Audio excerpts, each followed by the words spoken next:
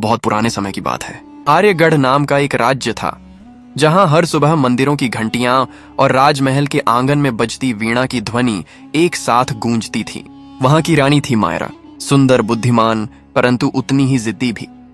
उसका सौंदर्य देखकर लगता था जैसे चांद ने अपनी चमक उसमें समेट ली हो, पर स्वभाव ऐसा कि कोई उसके सामने अपनी बात मनवा न सके।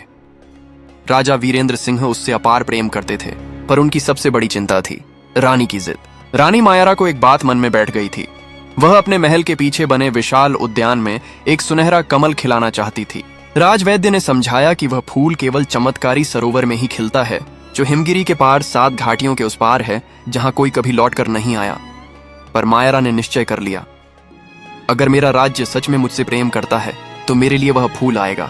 राजा ने हंसकर कहा, मायरा, जो चीज ईश्वर की देन है उसे मनुष्य की जिद से नहीं पाया जा सकता। रानी मुस्कुराई, फिर मैं उसे प्रेम से पालूंगी। उसकी यह बात हवा में ठहर गई। अगले ही दिन उसने राजसेवकों को आदेश दिया कि उस फूल की खोज पर जाया जाए। महीनों बीत गए, सैनिक लौटकर नहीं आए। तब रानी ने स्वयं जाने का निश्चय किया। राजा ने रोका, राजधानी तुम्हारे बिना अधूरी है। मगर मायरा बोली, राजा अधूरा नहीं होता, उसकी इच्छा अधूरी होती है। और वह निकल पड़ी अपने स्वर्ण रथ में पर्वतों की ओर। रास्ते में उसने तपस्वियों, साधुओं और वनवासियों से पूछा, क्या कहीं कोई सरोवर है जिसमें सुनहरा कमल खिलता है? किसी ने कहा, वह फूल केवल सच्चे त्यागी को दिखाई देता है। किसी ने कहा, जो अपनी जिद छोड़ दे वही उसे पा सकता है। मायरा के चेहरे पर हल्की मुस्कान थी। तो फिर मैं जिद छोड़ दूंगी जब फूल मिल जाएगा। रातें ठंडी हो चलीं, रास्ते पथरीले, पर रानी का निश्चय अडिग था। एक दिन वह सच में उस झील तक पहुंची। वहां न कोई सुनहरा कमल था, न कोई चमक। उसने निराशा में अपने आंसू उस झील में गिराए। तभी झील में हलचल हुई। पानी से एक चमकीली किरण उठी और उसके आंसुओं के बीच एक सुनहरा कमल खिल उठा। रानी दंग रह गई। झील से आवाज आई, जिसे पाने की जिद में तुम निकली थीं, वही तुम्हारे त्याग से जन्मा है। मायरा ने मुस्कुराकर फूल उठा लिया। जब वह महल लौटी, राजा ने कहा, तो तुम्हारी जिद सफल रही? रानी बोली, नहीं महाराज, मेरी जिद नहीं, मेरी समझ सफल हुई। मैंने जाना कि जिसे पाने के लिए हम खुद को खो दें, वही असली जीत है। राजमहल के प्रांगण में उस दिन कुछ अलग ही चमक थी। रानी मायरा के लौटते ही नगरवासियों ने दीप जलाए, गलियों में फूलों की वर्षा हुई और महल के ऊपर शंख बज उठे। हर कोई कह रहा था, रानी ने वह कर दिखाया जो किसी पुरुष योद्धा ने नहीं किया। राजा वीरेंद्र सिंह के नेत्रों में गर्व की आभा थी, पर भीतर कहीं एक चिंता भी थी। क्या सच में मायरा की जिद अब शांत हुई? रानी ने जब सुनहरा कमल राजा को सौंपा तो बोली, यह केवल एक फूल नहीं, यह मेरी आत्मा की साधना है। राजा ने मुस्कुराकर कहा, मायरा, कभी कभी जीत भी हार के समान होती है, अगर उसमें शांति न मिले। रानी ने उत्तर दिया, महाराज, मुझे शांति चाहिए नहीं, मैं उसे बनाऊंगी। उसके शब्दों में दृढ़ता थी, पर भीतर कहीं वह खुद से भी लड़ रही थी। रात गहराने लगी। रानी ने उस सुनहरे कमल को अपने उद्यान में लगाया। चारों ओर उसकी चमक फैल गई। हर दिन वह उसी फूल के पास बैठती, घंटों उसे निहारती। पर कुछ ही दिनों में उसने देखा, फूल मुरझाने लगा है। वैद्य बुलाए गए। उन्होंने कहा, महारानी, यह फूल इस धरती का नहीं है, यह केवल प्रकाश में ही जीवित रह सकता है। रानी ने आदेश दिया, तो राज्य का हर दीप इस फूल के लिए जलेगा। और सच में उस रात पूरा आर्यगढ़ जगमगा उठा। महल से लेकर गांव तक हर घर में दीपक जलाए गए, पर सुबह तक फूल फिर भी आधा झुका हुआ था। रानी बेचैन हो उठी। वह मंदिर गई, देवी की मूर्ति के आगे सिर झुकाया। हे माँ, मैंने तुम्हारे उपवन से यह फूल लिया, अब यह मुरझा रहा है, बताओ मैं इसे कैसे बचाऊं? तभी उसके भीतर एक आवाज गूंजी, जिसे पाने की जिद थी, अब उसे बचाने की जिद क्यों? रानी सिहर उठी। वह बोली, क्योंकि यह मेरा प्रेम है। आवाज ने कहा, प्रेम तो देन है, अधिकार नहीं। रानी के आंसू बह निकले। उसने कमल को गोद में लिया और कहा, अगर तुझे इस धरती की रोशनी रास नहीं तो मैं तुझे वहीं लौटा दूंगी जहां से तू आया था। सुबह होते ही रानी ने अपने रथ को पुनः हिमगिरी की दिशा में मोड़ा। राजा ने रोका, मायरा, फिर वही रास्ता।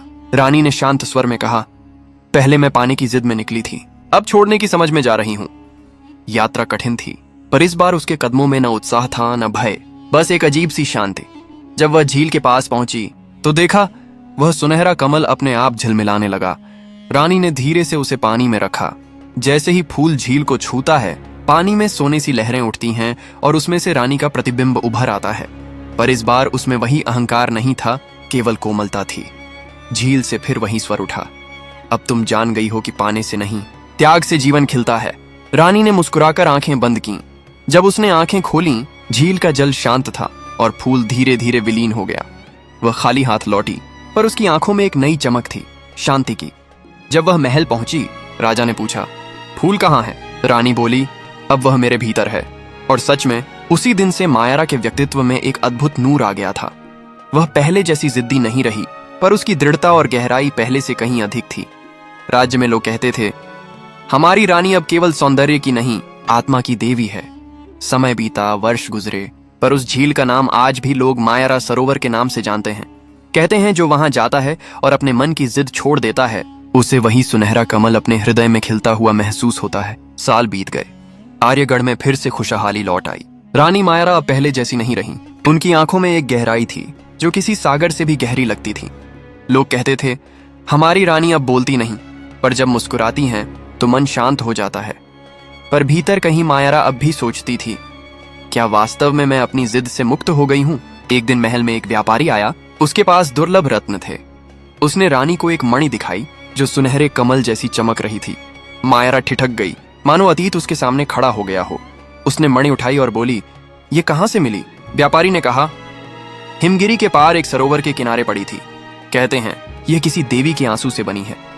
रानी का हृदय धक से रह गया। उसी रात वह नींद में थी जब उसने सपना देखा। वह फिर उसी झील के किनारे खड़ी है, पर इस बार वहां उसका प्रतिबिंब नहीं, एक अन्य स्त्री खड़ी थी, बिल्कुल वैसी ही जैसी वह कभी थी, अहंकारी, सुंदर, जिद्दी। वह स्त्री बोली, तुमने मुझे छोड़ दिया, पर मैं तुम्हारे भीतर अब भी हूं। मायरा ने कहा, नहीं, मैंने तुम्हें भुला दिया है। स्त्री मुस्कुराई, नहीं, तुमने त्याग किया, भुलाया नहीं। रानी की नींद खुल गई। वह गहरी सांसें लेती उठी। सुबह होते ही वह मंदिर गई। उसने देवी के चरणों में वह मणि रखी और बोली, माँ, अगर मेरे भीतर अब भी कोई जिद बाकी है तो उसे मेरी सेवा में बदल दो। उसी समय महल के द्वार पर खबर आई कि राज्य के उत्तर दिशा में सूखा पड़ा है। किसान पीने के पानी के लिए तरस रहे हैं। रानी ने बिना समय गंवाए आदेश दिया, सभी शाही निधि वहीं भेजी जाए और मैं स्वयं वहां जाऊंगी।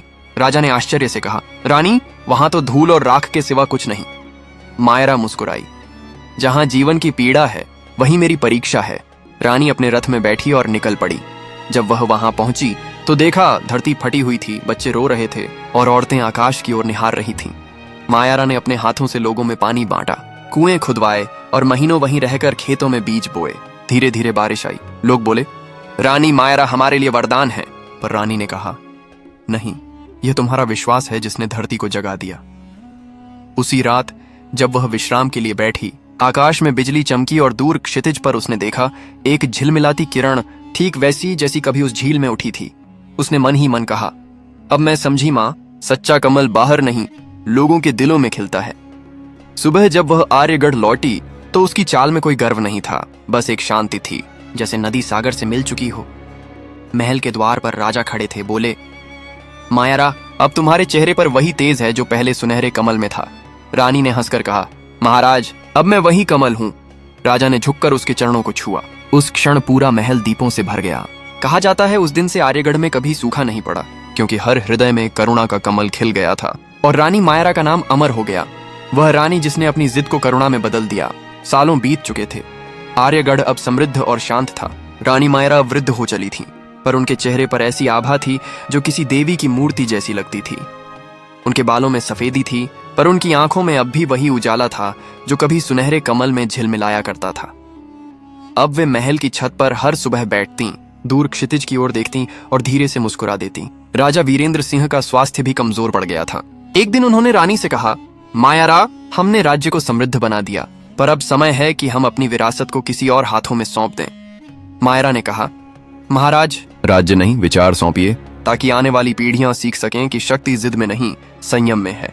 राजा ने उसकी आंखों में देखा, तुम वही मायारा हो जिसने मुझे भी सिखाया कि प्रेम कभी हुक्म से नहीं चलता। वे दोनों कुछ क्षण मौन रहे और हवा में मंदिर की घंटियां बजने लगीं। अगले ही दिन रानी ने नगर सभा बुलाई। उसने अपने पुत्र युवराज आरव को राजगद्दी सौंपते हुए कहा, याद रखना मेरे बेटे, राज्य सोने से नहीं, लोगों के विश्वास से चलता है, और अगर कभी तुझे जीतने की जिद हो तो पहले देने का साहस पैदा कर लेना। पूरा दरबार स्तब्ध था। रानी के शब्द हर हृदय में उतरते जा रहे थे। उसी रात रानी ने अपने पुराने कक्ष में कदम रखा। दीवार पर वही चित्र टंगा था, उस सुनहरे कमल का। वह उसके पास गई और धीरे से कहा, अब मैं तुम्हें छोड़ नहीं रही, तुम्हें अपना कर जा रही हूं। उसने आंखें बंद की और एक हल्की हवा महल में बह चली। सेवक दौड़े, राजा पहुंचे, पर रानी मायरा शांत थीं। उनके होठों पर मुस्कान थी और उनके हाथों में वह छोटी सी मणि थी जो कभी व्यापारी लेकर आया था। कहते हैं उसी पल महल के बगीचे में एक सुनहरा कमल खिला, बिना किसी झील, बिना किसी रोशनी के, बस उसकी आत्मा की ऊष्मा से। राजा ने उसे देखकर कहा, मायरा, तुम्हारी जिद ने अंततः ईश्वर को भी झुका दिया। वर्षों बाद जब राजा का भी निधन हुआ तो लोगों ने दोनों की समाधि उसी उद्यान में बनवाई जहां वह कमल खिला था। समय के साथ वह स्थान तीर्थ बन गया। लोग दूर दूर से आने लगे। कहते हैं वहां जब कोई अपनी हठ या दुख लेकर आता है और आंखें बंद करता है तो उसे वही आवाज सुनाई देती है जो मायरा ने कभी सुनी थी। जिसे पाने की जिद थी वही छोड़ने में मिल जाता है। आज भी उस उद्यान में हवा बहती है, फूल खिलते हैं और संध्या के समय जब सूरज